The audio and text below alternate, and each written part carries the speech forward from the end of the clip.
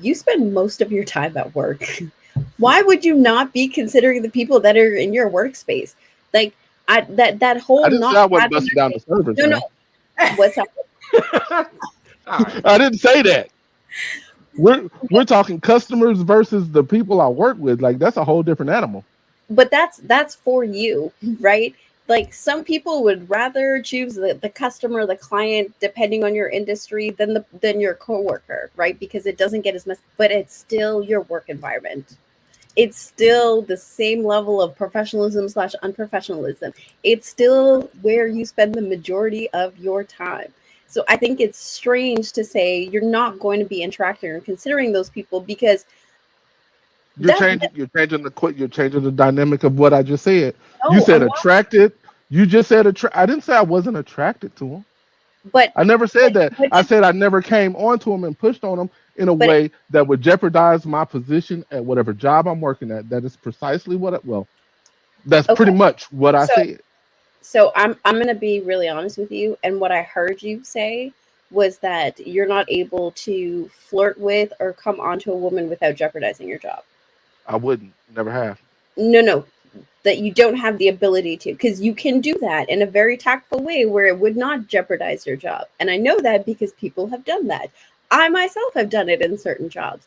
There is a way where you can talk to people and it not jeopardize your job. And so like if that's a skill set that like maybe could use a little bit more work, that's one thing. But like to say that like people shouldn't do it, I think is absolutely absurd because like you're going to meet people where you work.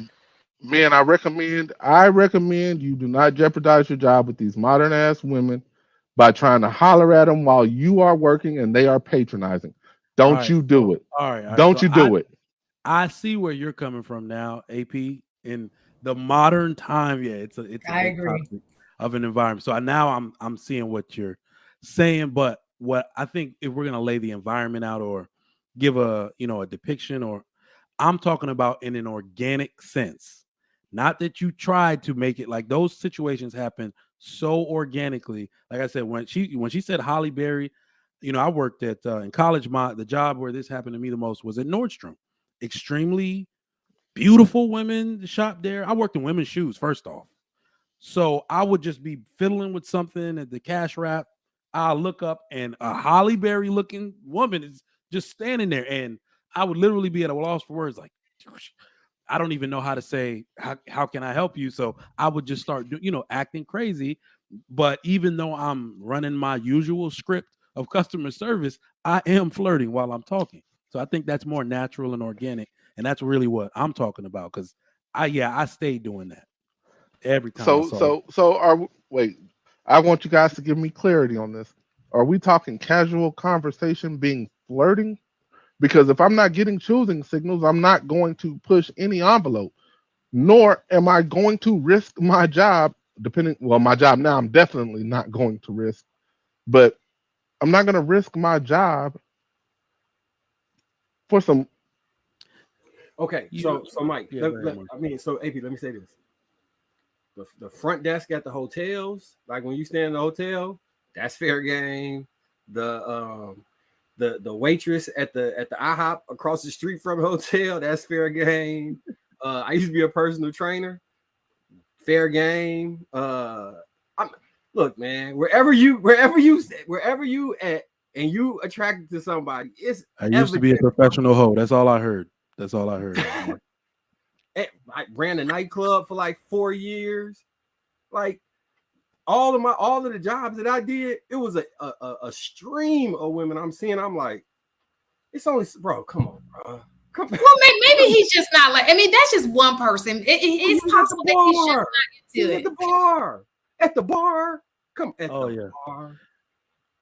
The You table on is set for you. You're you on mute. mute. You're on That's mute. probably how you accomplish not hollering at him. You just put the Me, We're gonna me do real as the a super chats patron. Hold after. on, hold on. Me as a patron versus me as an employee are not the same. So me as a patron, I'm willing to go to see how far you're willing to go. Me as an employee, you have to be quite obvious for me to actually push the envelope. It has to be pretty much in my face. Yeah, I'm gonna chat with you. I'm gonna talk you up a little bit, but I'm not gonna go any further than casual conversation. Unless you push it there, I won't, and I never have. I see men fighting against like, oh, I don't want to pay for these kids. Like when it comes to your own kids, you rather run because you don't want to pay for them. So I think it ain't so, Marcus.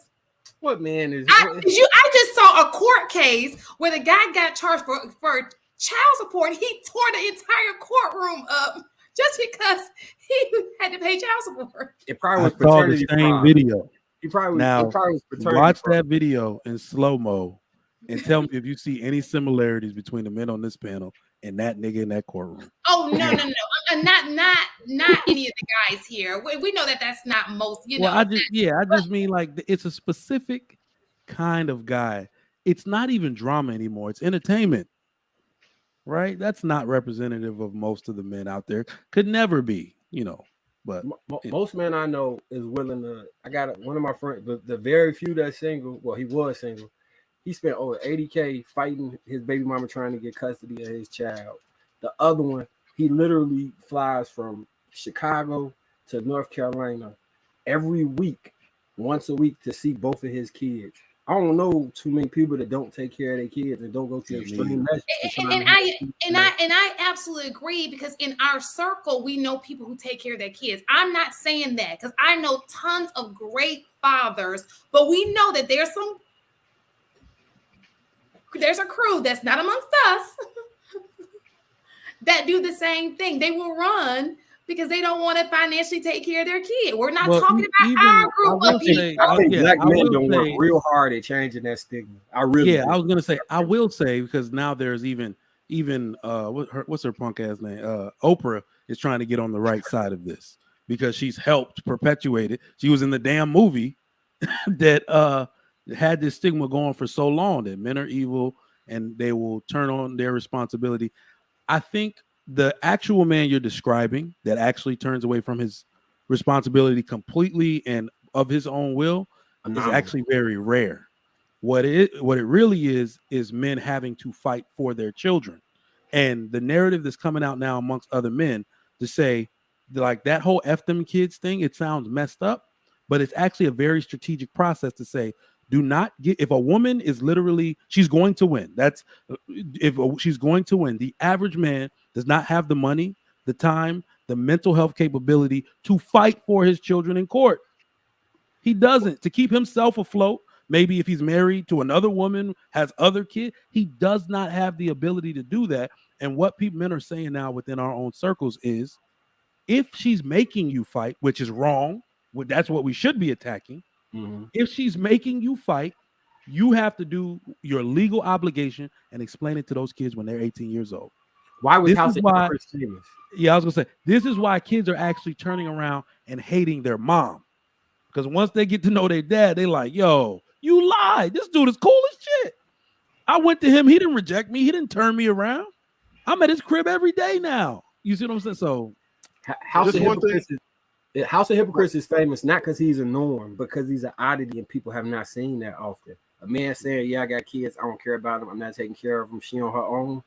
That is newsworthy, because that's not really what we saying out here like that. Maybe in the past, or the propaganda in the past, but not no more. No.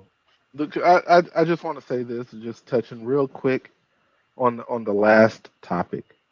Message to men: find your purpose. Move in your purpose. To the hell with these women, they will come.